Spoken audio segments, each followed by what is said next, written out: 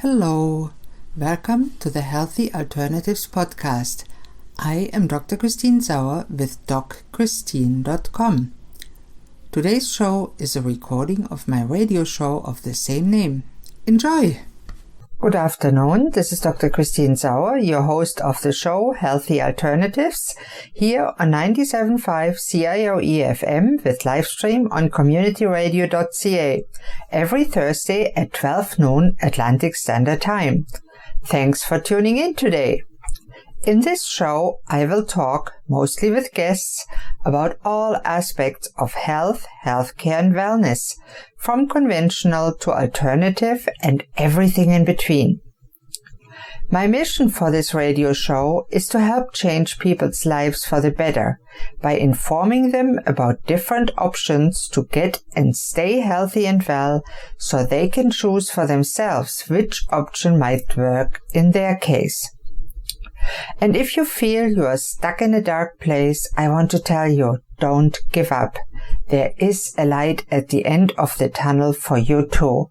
So today I'm extremely happy to talk with Brian Murray, who did an 8-day water fast and had to stop it because of side effects, which is very, very reasonable. And fasting is one option to lose weight. The best option really is intermittent fasting, where you fast for different period of time. It can be very short, or it can be for 24 hours or even 72 hours. And that is all part of my weight loss program, the Body, Mind and Spirit Transformation. If you want to learn more about it, I invite you to go to https://brainhealth.com/transform, where you find more information about this amazing and very well working program, which is actually independent of a certain method to lose weight. It focuses on a true transformation and long-term support. So Brian and I are talking today about Omega-3 and Omega-3 ratio. And I'm happy to talk about that again because it is so important for brain health, heart health, and general health. And if you hear a little puppy whining or barking, it's our little Pomeranian puppy, Rudi, who's just 3 months old and doesn't understand that you can't chew cables. So that's why he can't be with us. So now all about Omega-3 Index with Brian Murray. Hi, it's DocChristine again with Brian Murray. How are you? Welcome back. I'm doing good. How are you doing? Good. Getting busy, Very busy. Now today we wanted to talk about your Omega-3 Index report. This is actually a very important test, and we did it because you ate junk for 3 months when you had the big stress before you started your fast and then returned to a healthy lifestyle. Right. And the omega-3/6 ratio is the relationship of omega-3 fatty acids, which are essential for our heart health, for our brain health, for our general health, with omega-6 fatty acids, which are also essential, but often in excess in our lifestyle, especially if we eat junk. The ratio should ideally be between 10 and 12%. Yours was 3.6%. So let me ask you a question, because I've seen it a little different. I've seen it actually is in ratios of 3 to 6. That's what it is, yeah. So 50-50 ratio is what I heard. What was it's ideal, 1 to 1. That would be a ratio of actually 50%, which right. nobody achieves. Right. And that's why we say desirable is 10 to 12%. That's a ratio of 1 to 10, which is still not ideal, but it's acceptable. Yes. And the weird thing is, the lower it is, the more inflammation we have in our body. And inflammation is now being linked not only to heart disease, diabetes, dementia, and all cancer even, and autoimmune diseases.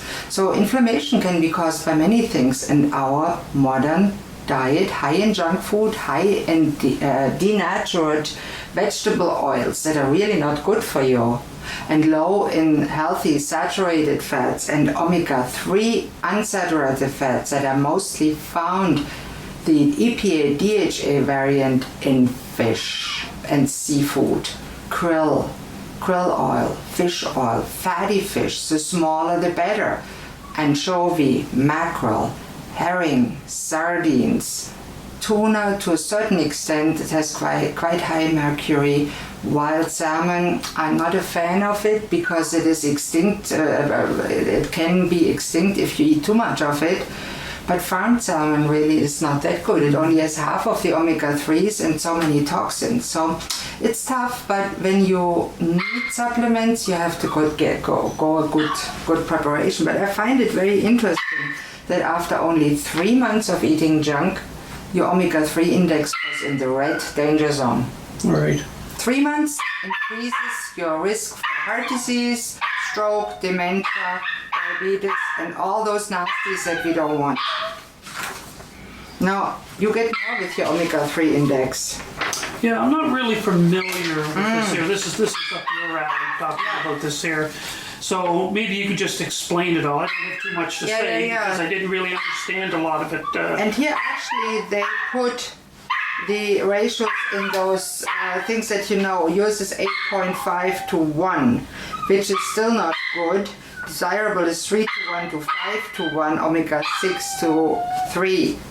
So it's not good. And AA, which is arachidonic acid, an inflammatory acid where prostaglandins that cause pain are produced, should be low, and yours is 21 to 1, and it should be 2.5 to 11.1. So it's not good too.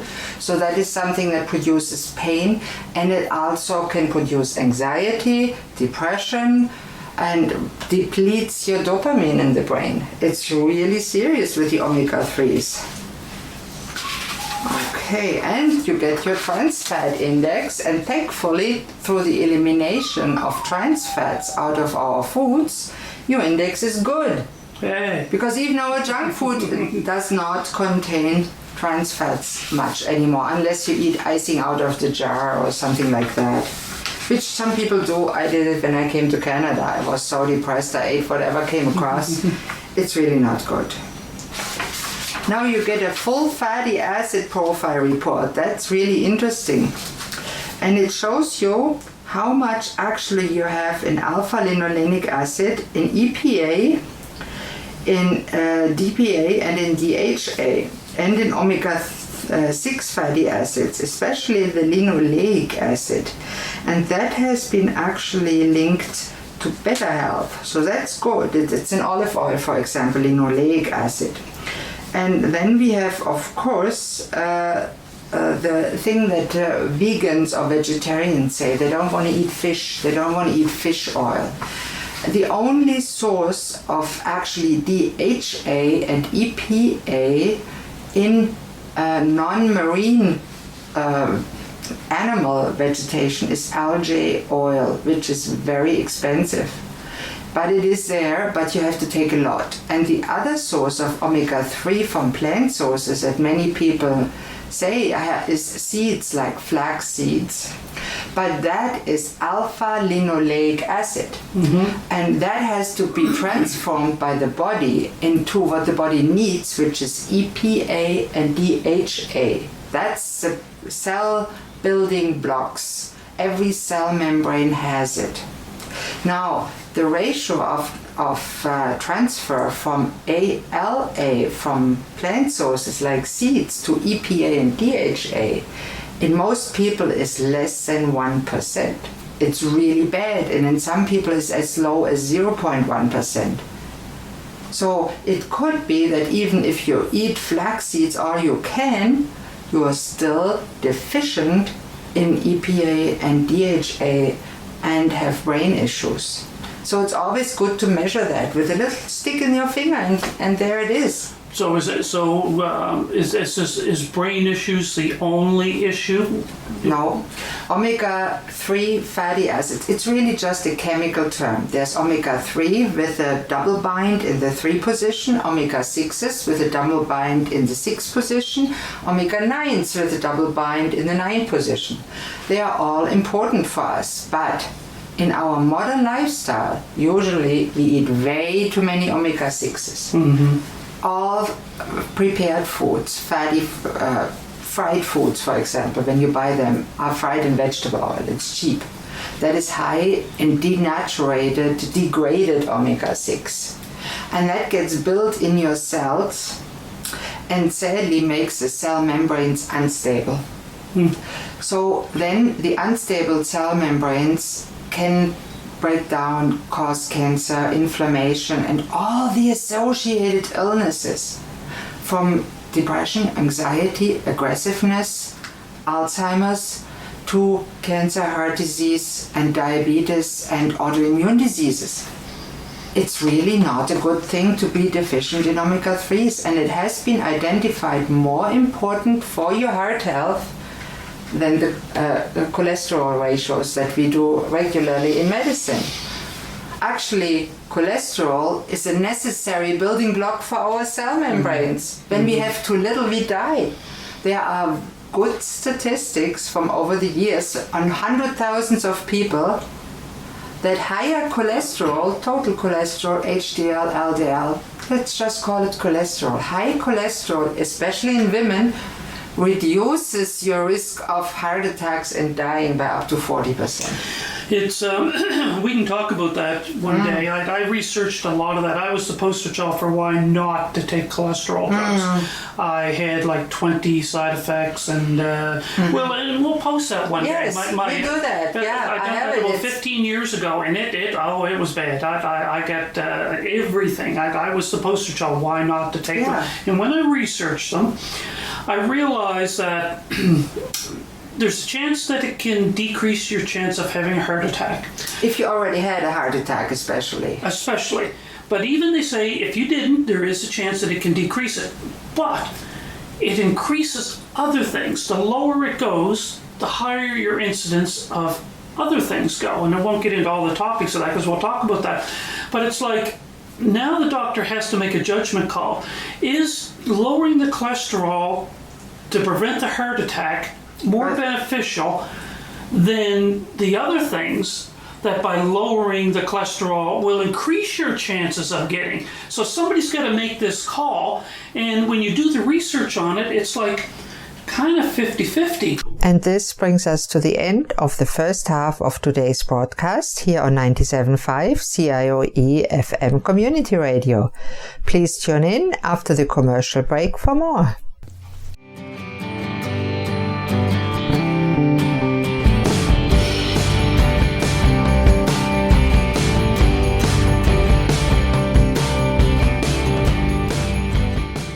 Hello and welcome back to Healthy Alternatives here on 97.5 CIOE FM or on the web at communityradio.ca. I'm your host, DocChristine Sauer, and today I'm talking with Brian Murray about omega-3s, omega-3 ratios, and cholesterol. Listening to part 2 of the radio show.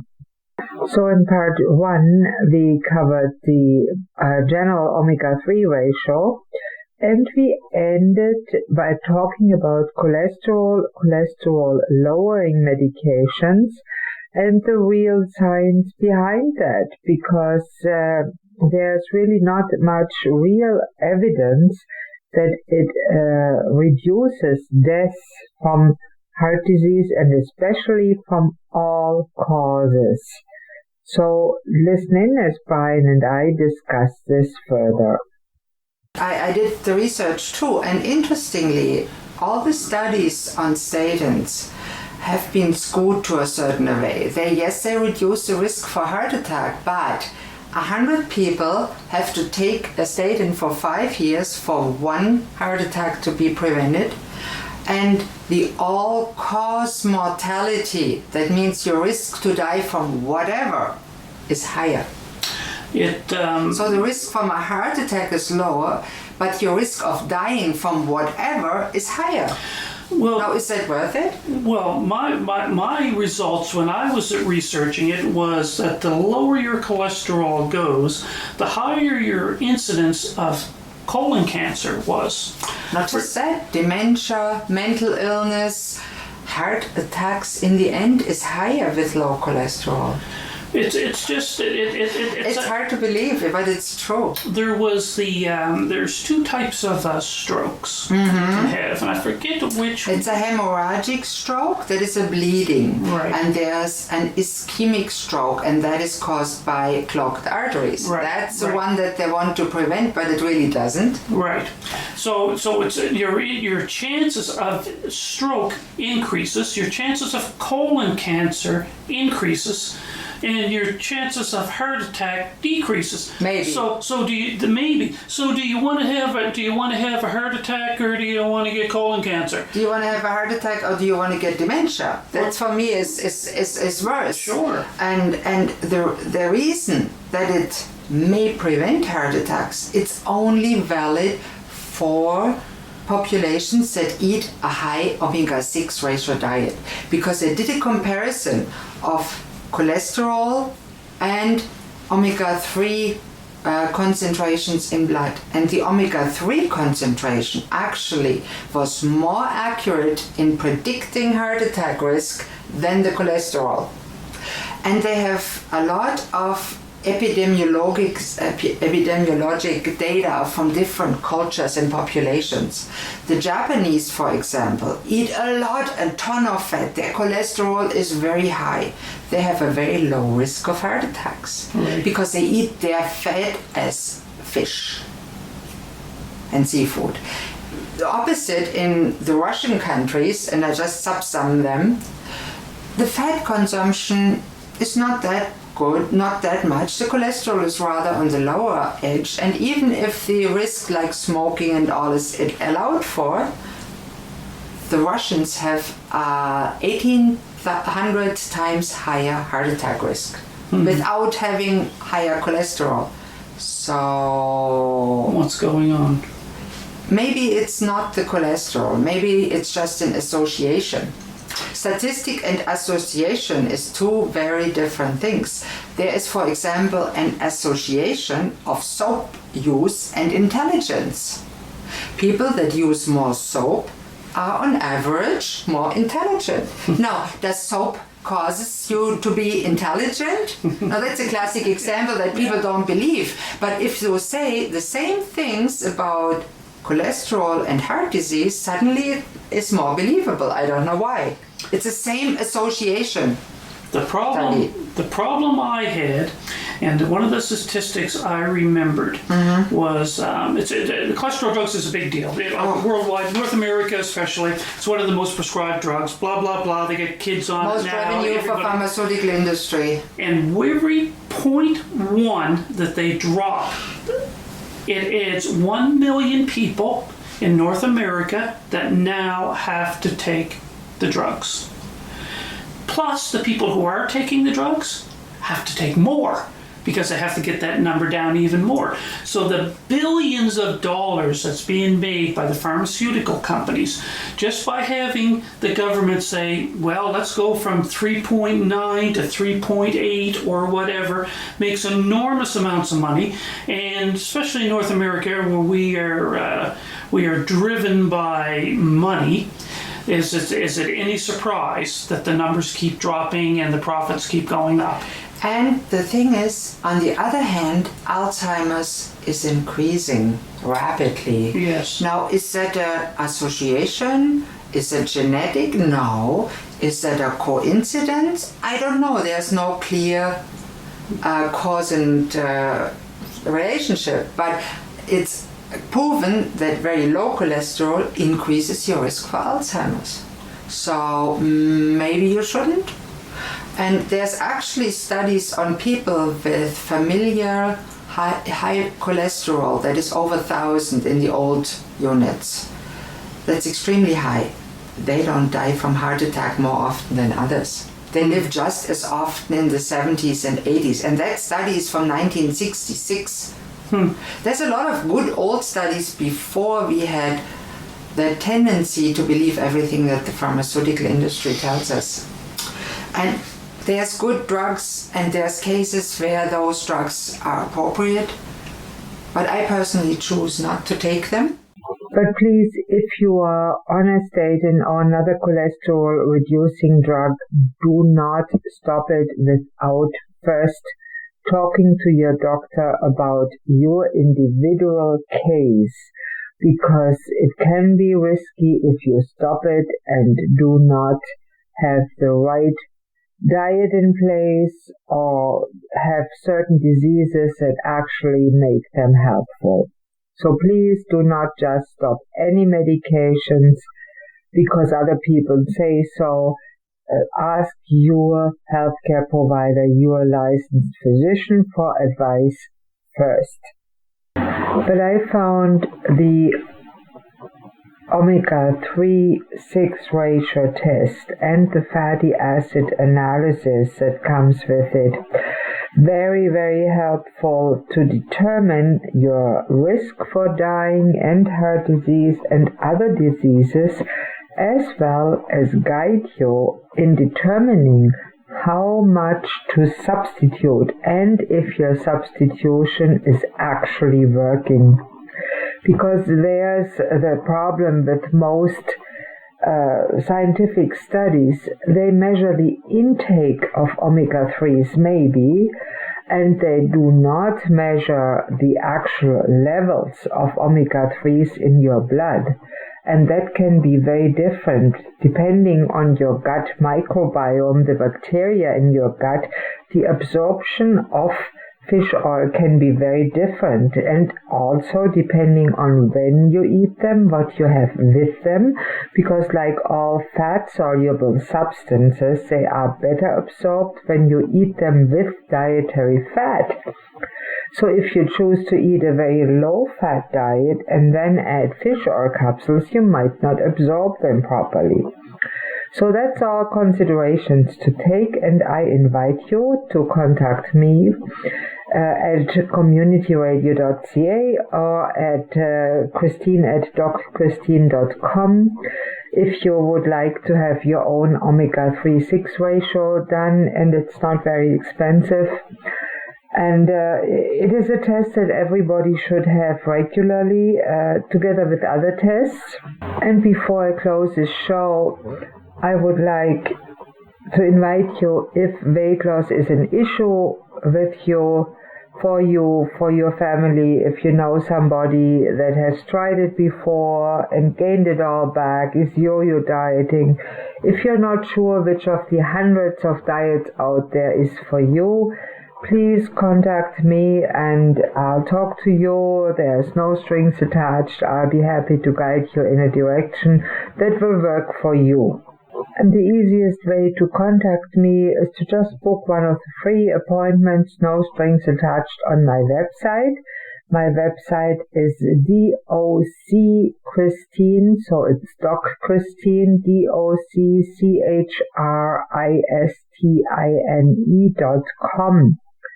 And I'll always happy to help. And this brings us to the end of today's show. Please don't hesitate to contact me with any questions, thoughts, comments, or suggestions.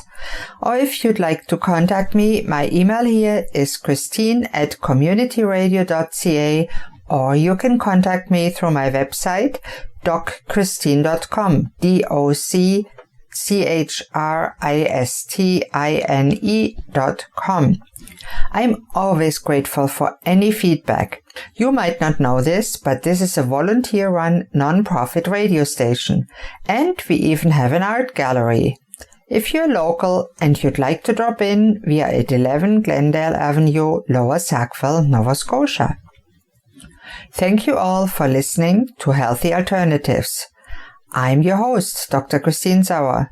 Tune in next Thursday at noon on 97.5 CIOE FM Community Radio with live stream on communityradio.ca for the next episode. Goodbye and have a great day.